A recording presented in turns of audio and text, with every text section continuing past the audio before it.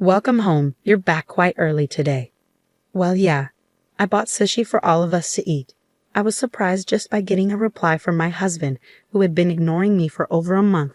On top of that, he was holding high-quality sushi.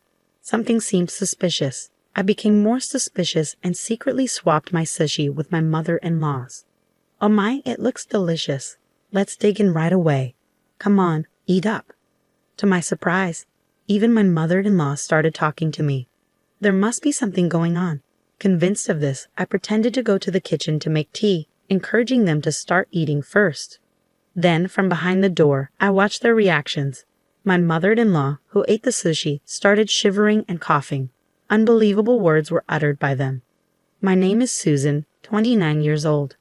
I got married to Ryan, whom I met through my father's introduction half a year ago. I grew up with my strict father who hates dishonesty and my gentle yet strong-willed mother. I am, to put it nicely, a serious person, or to put it badly, someone who can't adjust to the people around me. I have few friends, even after becoming an adult. I had no romantic experiences. My worried father introduced me to Ryan, who worked at the company where my father was a department head. My father seemed to have high expectations for Ryan. Ryan's first impression was serious and friendly. He listened intently to my father's stories and also engaged me in conversation, making the atmosphere pleasant. Apparently, Ryan had a good reputation at the company. He was trusted by his superiors and got along well with his colleagues because of his friendly nature. At a drinking party, when my father mentioned he had a daughter, Ryan asked to be introduced, and my father was more than happy to oblige. My father seemed a bit excited, thinking that spring had finally come for his daughter in her late 20s. It was the first time I saw my usually serious and strict father so excited. He must have been worried about my future. I wanted to live up to my father's expectations. I had never met a man who talked to me at my own pace like Ryan. As we talked, I became more and more attracted to him, and after a few dinners together, we started dating. During our relationship, I visited Ryan's family home and met his mother several times. She, like Ryan, was friendly and considerate of my nervousness. I thought if I could marry into this family, and just when I was thinking that, Ryan proposed and we got married. I was so happy at that time, but half a year after our marriage, I couldn't help but regret it. The topic of living together came up as soon as we got married. My mother-in-law, who had lost her husband, seemed to be lonely and appealed to Ryan. At the time, I didn't doubt my mother-in-law and accepted the idea of living together immediately. However, this was the beginning of it all. As soon as we got married, my mother-in-law's attitude changed completely. It was as if her previous behavior was a lie, and she began to see me as an enemy. Susan, why can't you do anything right? Dinner is late and there's so much food. There's no way we can eat all this. Please think a little. But yesterday you told me to make more dishes. I try my best to make them for you. What are you saying? It's my fault? No, I didn't mean that. Anyway, dinner time is at 6 p.m. Please be punctual from now on. You can't even prepare a proper meal. I never thought that someone like you would become my daughter-in-law.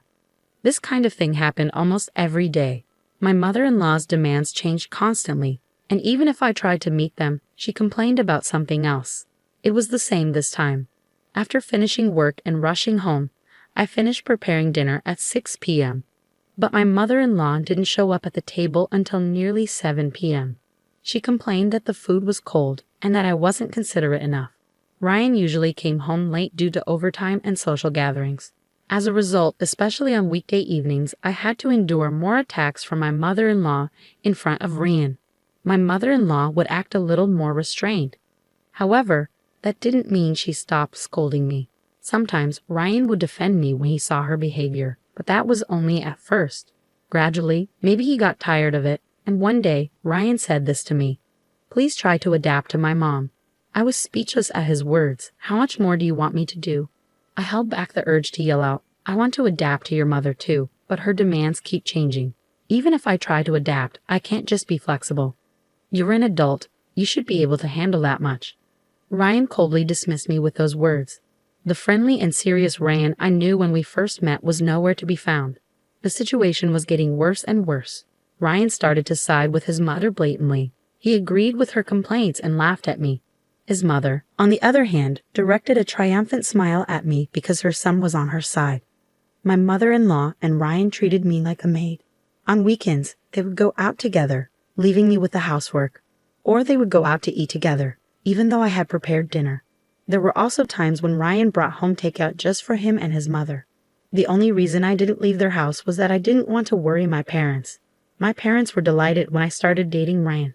At our wedding, my usually serious father cried. I didn't want to disappoint my parents, who had such high hopes for our marriage and sent me off with their blessings. Besides, if something happened between Ryan and me, it would affect my father's reputation. So even though my mother-in-law mistreated me and my husband didn't stand by me, I decided I had to endure it and keep going. My only comfort was my pet cat, John. When I said I wanted to bring John, who I had bought before getting married, my mother-in-law didn't like the idea, but I insisted. Now, I'm really glad I brought him.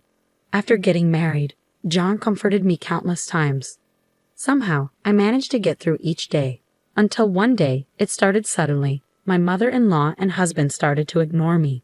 I was puzzled by the sudden change, with no warning or reason, no matter how much. I tried to talk, but I was ignored. Asking for a reason or trying to compromise was all in vain. Even when I tried to talk or did housework, I continued to be ignored. Then, 1 month later, Ryan, who usually comes home around 7 p.m. at the earliest, came home unusually early at around 6 p.m. that day. As I thought I would be ignored, I called out to him, "Welcome home. You're back quite early today." "Well, yeah, I bought sushi for all of us to eat." I was surprised just by getting a reply from my husband, who had been ignoring me for over a month. On top of that, he was holding high-quality sushi. Something seemed suspicious. Before I could feel happy about him finally speaking to me and buying sushi, I wondered what on earth he was up to. As I found my husband's behavior strange, moreover, Ryan placed my share of the sushi on the table first. For the past few months, there hasn't been a single time when my husband prioritized me over his mother. This is definitely suspicious. As my distrust grew, I secretly swapped my sushi with my mother-in-law's. "Oh my, this looks delicious. Let's dig in. Come on, Susan, eat up quickly." Surprisingly, even my mother-in-law started talking to me. There must be something going on. Convinced of this, I encouraged them to start eating first. "I'll go make some tea. You both go ahead and start eating." "Oh, I feel bad, but you're right. Hot tea is perfect with sushi. We'll start eating, so come back quickly." Pretending to head to the kitchen, I watched them from behind the door. After whispering to each other, my husband and mother-in-law began eating sushi. Then suddenly, my mother-in-law started shaking and coughing violently. Tears filled her eyes as she struggled to speak. Ryan frantically patted her back. She shot him a sharp look. "You, what's going on? Why is there so much wasabi in my sushi? I told you to be careful not to make a mistake.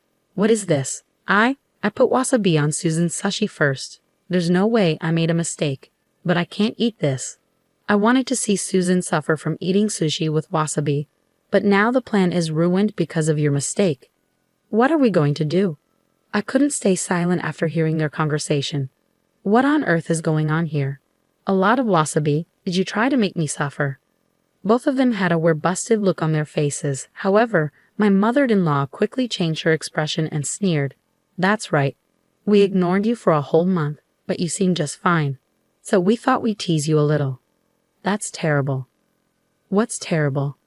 You should be grateful. Just act like a useless daughter-in-law and stay in the house." Even as my mother-in-law yelled at me, my husband didn't try to stop her. I couldn't take it anymore.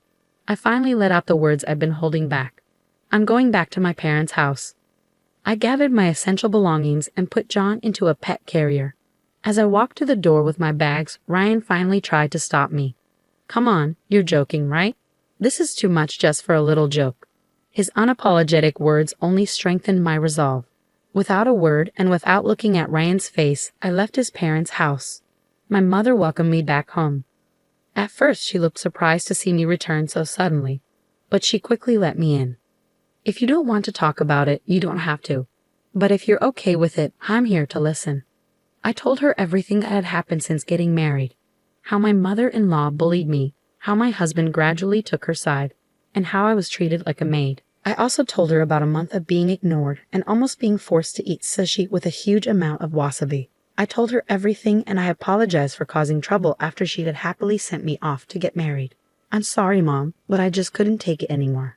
"It's okay, dear. Your father and I just want you to be happy. We don't want you to be with Ryan if it's causing you so much pain.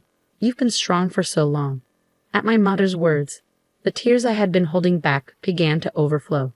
My father came home from work, and after hearing the situation from my mother, he bowed his head to me. "I'm so sorry. It's all because I introduced you to Ryan. I had no idea he was like this." With the pained look on his face, my father made me feel even worse. Then a call came in. It was from Ryan. The phone rang for a while, but I didn't answer it at all. I kept staring at the screen, waiting for the call to end, and finally, it stopped ringing. That's when I noticed a notification from an app. It was the Pet Monitor app I installed for John. I had set it to send me a reminder at this time to make sure I didn't forget to refill John's water before going to bed. Curious, I opened the app and pressed the button for live streaming. There, my mother-in-law and husband appeared on the screen. What should we do? Susan isn't answering the phone. It's fine, she'll come back eventually. Anyway, what should we do to her next? Ha ha ha. What if she says she wants a divorce? I'll lose my position as the boss's son-in-law. I was able to pass work off to my subordinates because of my position as my boss's son-in-law. I can't afford to lose that now. Boss's son-in-law. Hearing that, I couldn't hold back my anger any longer. My father, who was next to me, felt the same way. He quietly stared at the screen with a look of disbelief, his hands trembling. I immediately sent a message saying, "Let's get a divorce." Several calls came in right after, but I ignored them and went to sleep. That Saturday morning, the doorbell rang early. Oh my, who could it be this early in the morning? I heard my father's voice from the entrance. Following her voice, I heard the voice that had been irritating me. "Please let me talk to Susan. She's misunderstanding a lot of things." It was Ryan, since I didn't answer his calls. He came all the way to my house. Not wanting to cause my mother any more trouble, I went to the front door. I sent a sharp glare at my husband and spoke coldly. "What do you want, Susan? Why didn't you answer the phone? I was worried about you." "Worried? You teamed up with your mother to make fun of me, ignored me for a month, and then tried to make me eat sushi with a huge amount of wasabi." At my accusation, Ryan was at a loss for words. I started to close the front door on him. "I'll bring the divorce papers as soon as they're ready. I have nothing more to say to you, so please leave now." "Wait, are you serious? You've never been in a relationship with anyone else, right? If we get divorced, you'll never be able to marry again. Are you okay with being alone for the rest of your life?" Ryan's words only fueled my anger. I played the recording of the Pet Monitor footage I had saved last night. My husband Ryan was clearly upset after seeing the video. I said to him, "You don't want a divorce just to protect your own position, right? You don't even think of me as your wife. I'd rather be single than be with someone who doesn't care about me and abuses their power to oppress others." I showed a determined attitude. My mother nodded firmly at me, and then I heard my father's voice from behind. "She's right, Ryan. After seeing that video with my daughter, I asked around at the company. It seems you were using your position as my son-in-law to not only push work onto your subordinates, but also make them do unnecessary chores, acting like a king. I guess I still have a lot to learn about judging people." "Please wait, father-in-law. This is not what it looks like. It's my mother. Yes, it's all my mother's orders. She told me to harass Susan and use my position as your son-in-law to push work onto others." "So you really were pushing work onto others?" I was not only angry but also appalled that Ryan was trying to blame his mother for everything and exposing his own wrongdoings. Ryan looked at me with pleading eyes, but I exaggeratedly turned my head away. At that moment, I heard another annoying voice. "Ryan, I came to help you." It seemed that my mother-in-law had come to help Ryan, but by that time, Ryan had already betrayed his mother. He pointed at her and said, "It's all her doing." My mother-in-law looked confused. "What do you mean, Ryan? I came here to be on your side. Are you trying to make me the bad guy?" "You are the bad guy. It's all your fault, Mom. If you hadn't harassed Susan, none of this would have happened. We wouldn't be talking about divorce. And I wouldn't be worried about losing my position. Don't blame me. It's all your fault for trying to get rid of me." Both of them kept blaming each other, and my father my mother, and I had no choice but to watch in astonishment. Their argument didn't seem to end anytime soon. My father, tired of it all, finally spoke up. "You two can argue about this at home. I'm disappointed to find out that you, Ryan, are such a despicable person. There was talk of promoting you, but I'm going to cancel that." Ryan looked at my father with desperate eyes, but my father didn't change his attitude. And then, our divorce was officially decided on the spot. We printed the divorce papers at home and signed them right away. Ryan's misdeeds at work and his divorce from me, the boss's daughter, became well known, and he felt so uncomfortable that he offered to resign. He's been trying to find a new job. But the rumors have spread to other companies in the same industry, and he hasn't been hired. He's trying to switch to a different industry, but it's not going well.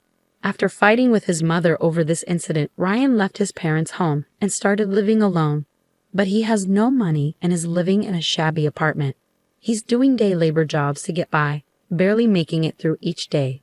His mother, who used to dote on him, is now living alone and feeling lonely. The neighbors found out about her mistreatment of her daughter-in-law, and she's living a life without conversation, receiving cold stares. I'm living with my parents again, just the three of us now. That's a burden for my ex-mother-in-law, and Ryan is gone. I can focus on my work better than ever before, and I've been given bigger responsibilities. 1 year after the divorce, I see signs of a new spring coming in my life. The person is a junior colleague with whom I successfully completed a project. Since joining the company, we've worked together many times and built a trusting relationship. Until recently, we only talked about work, but lately I've been invited to meals. The other day, he asked me out. This time, I want to build a happy family, and I believe that with him, my wish will come true.